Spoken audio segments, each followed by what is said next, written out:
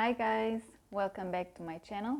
I'm Juliana and in today's video we are going to talk about a book. This is going to be a book review and I have to say sorry for last week I didn't post anything, but I was finishing reading the book I'm going to show you,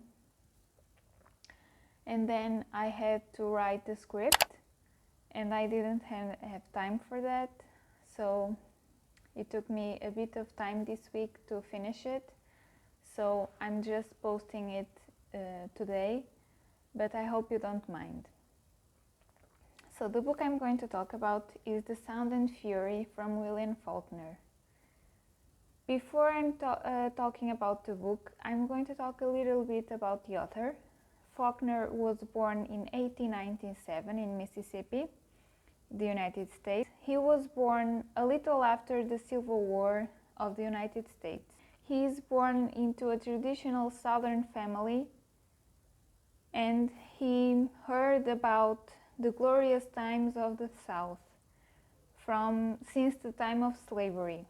He is so interested, or was so interested in these themes, that most of his work takes place in a fictional region called Yoknapatawa, which in turn is inspired by the county of Lafayette, where Faulkner spent much of his life.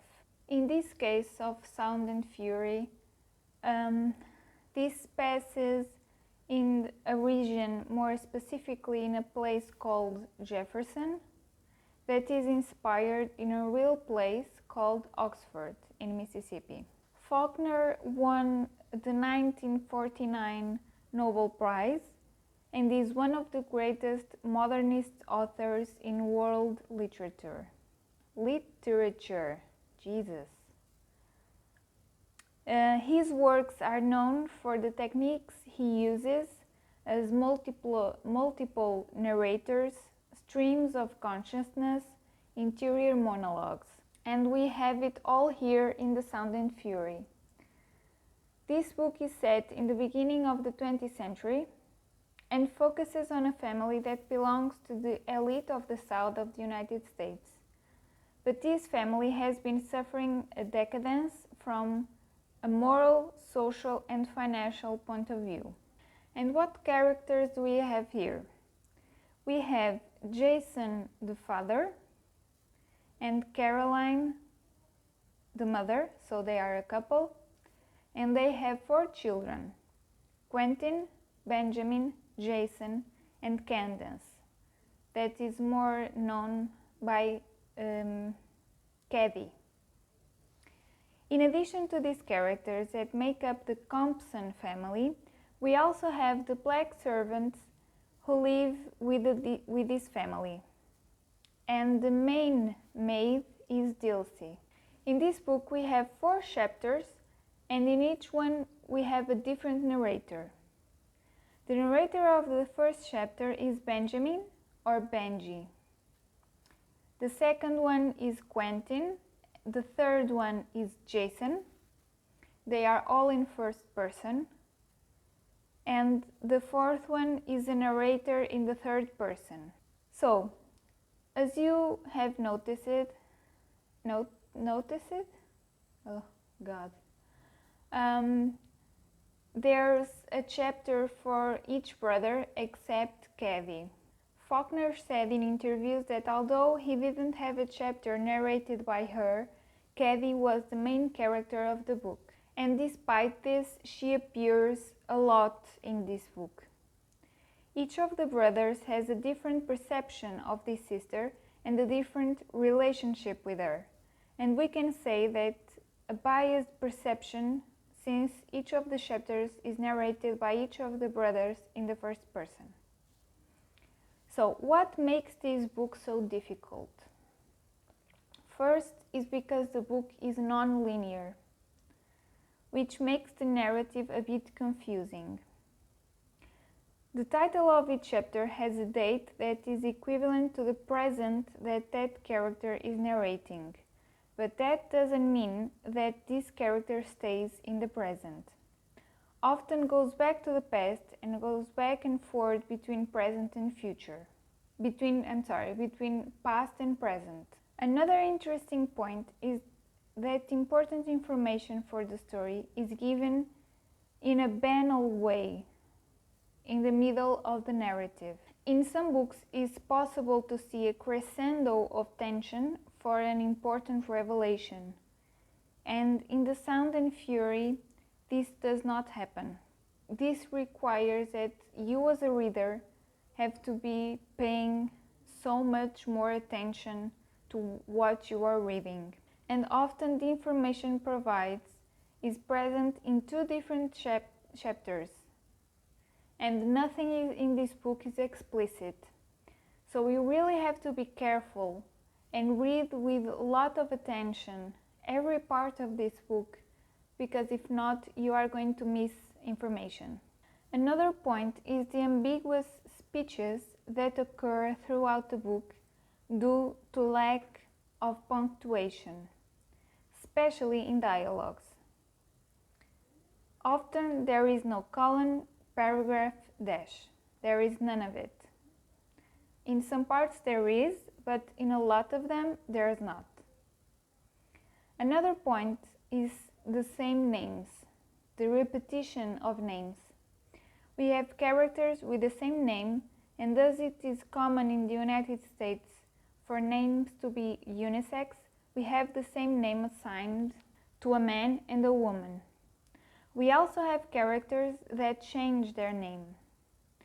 And in any time the author provides any explanation of what is happening, it is the reader who has to put the puzzle together piece by piece until he understands who is who.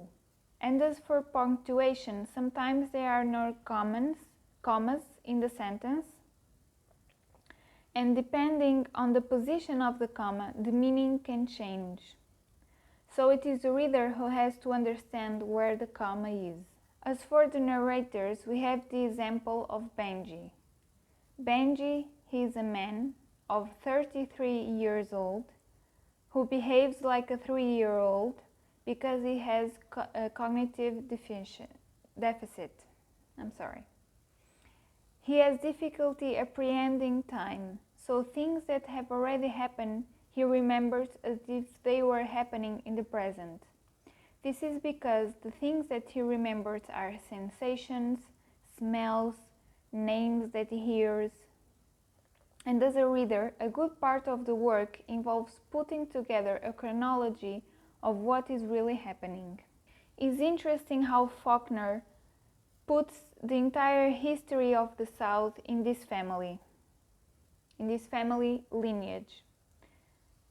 It's not just the decay of the family, but it is the decay of the South. Another point that is well developed here is the question of the Southern Gothic. That takes some characteristics of European Gothic and makes a kind of adaptation to the reality of the South of the United States. Rather than focusing on the supernatural, Southern Gothic focuses more on the grotesque, the hideous relationships, the secrets that family keeps, how servants are treated here. I have to say that this book was really difficult for me to read. I was reading this in a joint reading with a Brazilian booktuber. I joined her book club so I could read this with other people, and I have to say that it helped a lot. We had a group chat where we could discuss what we were reading along with each other, and she would make videos. I think she made 3 videos about each chapter, and it helped so much. But because I was so confused during this reading, and I have to say that something is my fault. I wasn't really paying so much attention when I was reading, so I would miss a lot of the information and the details that we need to put together this puzzle. And you know, I have to say also that I wasn't enjoying what I was reading. I had a bit trouble to identify with the characters. I didn't feel any connection with the story. And on top of that, I was so confused. I didn't understand what was going on. I had to have the help of other people to understand what was really going on. And I went and saw other videos of other people about review videos, you know, about this book after I finished the book, because I was having really a difficult time to really fully understand what I just have read. So I have to say, well, a lot of the advice that they give is that you have to reread this book several times, and you should reread chapters several times as well, so you could fully understand the connections and the information that the author gives. But I have to say that I'm not going to do that for now. I think that some time have to pass before I pick this book up again, because, as I've said, I didn't have any connection with the story. I didn't enjoy what I was reading. Although the reading in some parts was fluid and very fast, so I like that. I like when the book, it's like passing through as a fast speed. I enjoy that. But the story in itself, it didn't grab me, you know. So I'm intending to reread this book, but not for now. And when I do that, I'm going to have to rewatch the videos of this booktuber that I told you I was in a joint reading with, so I can remember again the details of the story. So I can't say this was a rewarding read, because a lot of people that I have watched say that this book is hard work, but in the end it rewards you. It's like you put together the puzzle and you feel accomplished, you know. But I didn't feel that. Maybe because I didn't put it together myself, you know. I have help. And I don't know, I didn't enjoy the stream of consciousness, to be honest.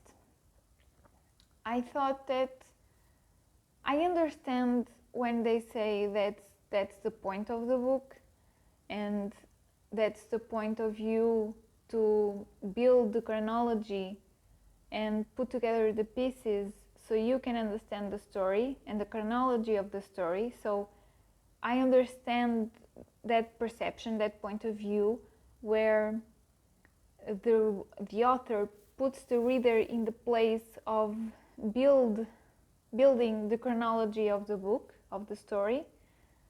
So that's the job of the reader. I understand that, but still, I don't know if I'm a fan of this type of writing. I think I'm more a fan of a traditional type of writing, where the time is linear, you know? Maybe I'm basic because of that, and that's a basic opinion. I understand that as well. This is my first experience with stream of consciousness, so I don't know if I'm going to appreciate it more in other books, maybe, perhaps. So I may be saying that is a bit precocious, but for now I'm not a big of a fan.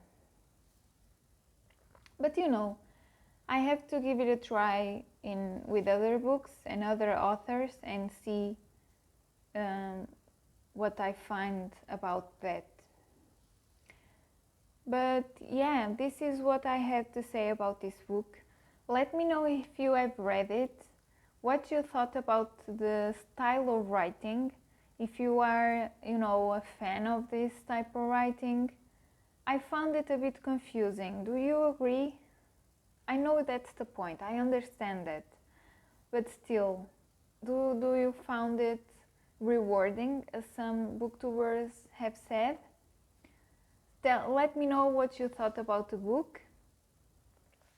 They say this is a lot of them said that this was the most difficult book that they have ever read, and I can understand that very well. So I'm going to have to let this book be on my shelf, and you know, maybe in sometime in the future I come back to it and maybe I have a different opinion about it. So we just have to wait and see. So please subscribe to my channel if you haven't subscribed already. Leave a like, it helps a lot the divulgation of the video and the divulgation of the channel. Follow me on Instagram, I'll be posting there whenever I have a review to do or anything else. And yeah, I hope you have enjoyed it.